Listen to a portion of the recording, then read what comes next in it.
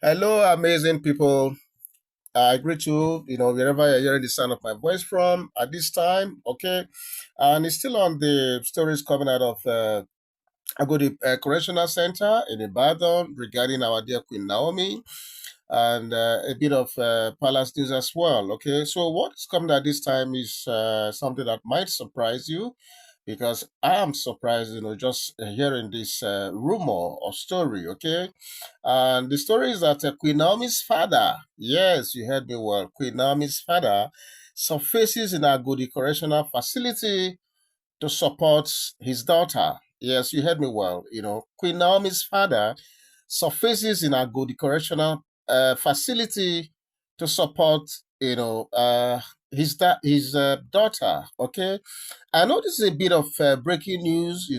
I mean, to a lot of you, as far as I know, because information about Queen Naomi's father is scarce, very, very scarce in the public records, social media, and there are no widely available details, regarding his identity or status, okay? And a lot of people have often wondered if perhaps he's no more alive or something like that. There was even a time some bloggers, some a story, yeah, out there saying that the man might have died or something. Okay, but surprisingly and very interesting at this time, we are told that the dad surfaced in Ibadan, to support, his daughter.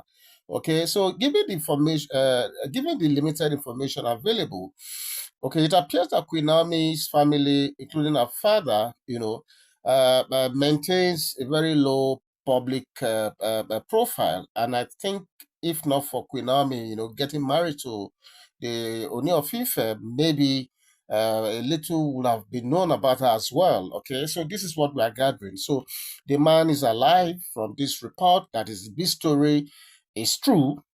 So he's said to be alive, but has always preferred his solitary and reclusive demeanor in his Ijapo housing estate. So apparently he has been living in an estate, Ijapo housing estate in Akure. Okay, so this is what is coming out at this time. Okay, so Pastor Kehinde Ogunsheyi, as he is known in Akure, was said to be a very loving father, and husband to his children and his wife, while everything was fine, then back then in Akure when they were all living together, they were said to be an average family, according to the story, making the rounds in the social media right now. Okay, so it was this kind of family setup that Queen Naomi, was born into in Akure, the Ondo State capital, precisely on the 12th of October 1993. And like I said before, the father, going by this story coming out now, is still alive. So she was born to the parents of Mr. Kennedy and Pastor Fumilayo. Yes, you heard me well, because her mom has always been a pastor as well. Okay. So before her marriage to the Ooniofife, his Imperial Majesty, Ooni Adeyeye Ogunsi, she was an evangelist leading a flock of believers in Akure, Ondo State. I'm sure a lot of you know this already. That, I mean, as a prophetess, she already had a flock that she was leading right there. So Lori Naomi, by background, attended Omotola Nursery and Primary School before proceeding to Akure Academy in Akure for secondary school. Well, let me say that this story is not about her educational background. I'm just going to summarize it that, I mean, you guys know that eventually, she graduated, that is what is important, okay? Because this story is all about the fact that, okay, they had a good family, they were all living together. I mean, and our dear prophetess at that time was called Prophetess Evangelist Naomi Oluwaseyi by her admirers in the state. And don't forget that she was the founder, president of Herald's, an interdenominational ministry based in Akure. Okay, so while they were together, I mean, the entire family, was said to be this church setting, where the father is a pastor, excuse me, where the father is a pastor and the mom also a pastor, siblings, deeply rooted in the work of God. So according to this story, eventually they were all together doing this church thing. Eventually, we were told that the mom, who was a school teacher at that time, had to resign from her place of work to join her. So it became a full-fledged family setting. So our family is totally committed and deeply passionate for this mandate, and together they refer to them as the Herod's family. The mother of the queen, who hailed Queen Naomi, who hailed from Ikere Ekiti, is a strong supporter of the ministry and a co-founder of the ministry, while her father lived a quiet life in his Ijapo housing estate, like I said before. Okay. However, yes, however, an incident occurred which led to the man leaving his home, unfortunately.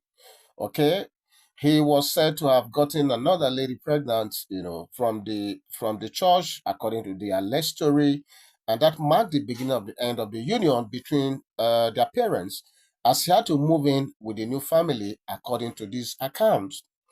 Okay, now because of the uproar, his departure created in with the children. The children were said to, to not be in talking terms with him anymore, as expected in most cases when things like this happens in most families.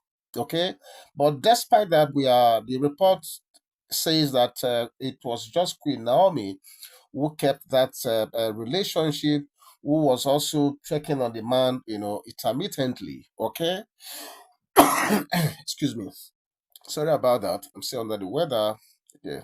So according to the story coming out, they said despite the fragile relationship that existed between the man and his children, it was only Queen Naomi that kept checking on the man intermittently, like I said before.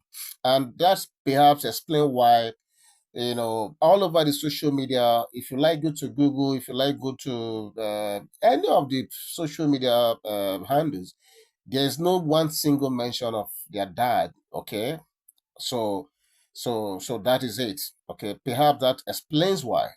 So if this story is true, is true, like it came to us like a root shock, because it's I mean it's because some years ago we were told that the man had died, and now we are being told, though I love this news, because as far as I know, Queen Naomi needs all the support she can get at this time.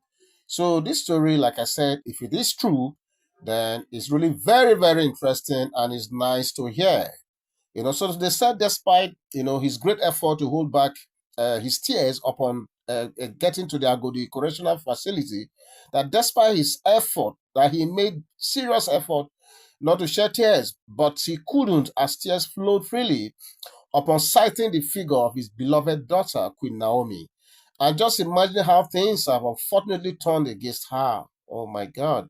I can imagine, I wasn't there, but I can imagine what this means to this man and how he will have felt, because it's not easy for men to cry, especially crying before their children. It takes something uh, unimaginable, some extra touch for parents to cry in front of their kids. So I want to believe that the man got overwhelmed, just seeing how the daughter is, and just also knowing that the daughter meant well for these kids who have unfortunately died in this situation. But blood, they say, is always thicker than water. I'm sure the man couldn't hold it any longer.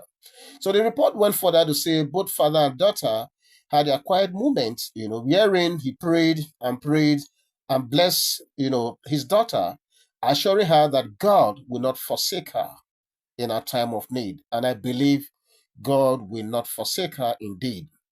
So there's never a better time than this, for the dad, to visit the daughter. Okay, the bond between daughters and their fathers, I'm sure you guys know, is always very special and almost unbreakable, regardless. And it feels really beautiful that this has happened, regardless of their not so nice past. Okay, I already told you about this past that wasn't that nice, but it is what it is. I don't want to. Every family have their unique situations, And I'm not perfect. I'm not going to judge the dad, because I wasn't there, and I'm not his direct sibling to know what really happened. Okay, so but the thing is, we're where we are now. But I'm glad that the dad was able to make our time to be with the daughter at this trying time. And I want to tell you that that's prayer, and just Queen Anne is just saying that the dad is right there with him.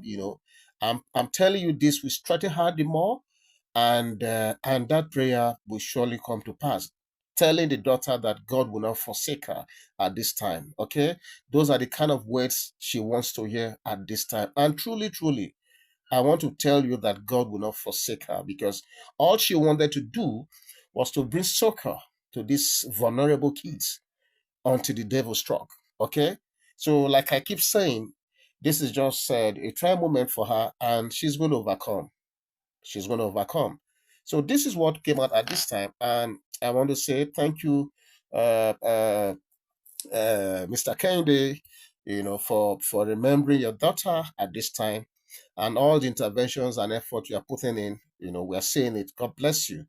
Okay, so should you have any comment to leave, please go to the comment section, and let's hear your voice on this. God bless you. I'll be back soon. Bye bye.